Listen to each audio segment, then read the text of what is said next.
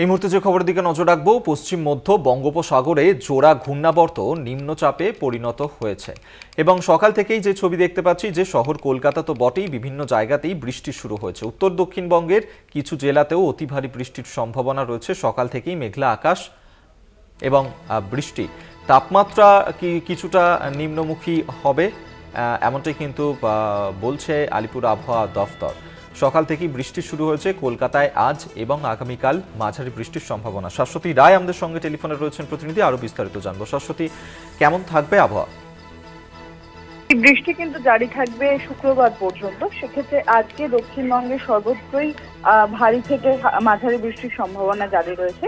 এছাড়াও এই নিম্নচাপ ধীরে ধীরে দক্ষিণ উড়িষ্যা এবং অন্ধ্র উপকূলের দিকে অগ্রসর হলেও এর প্রভাব বাংলা, বিহার এবং ঝাড়খণ্ডের ওপর পড়তে চলেছে বলে জানাচ্ছে হাওয়া অফিস।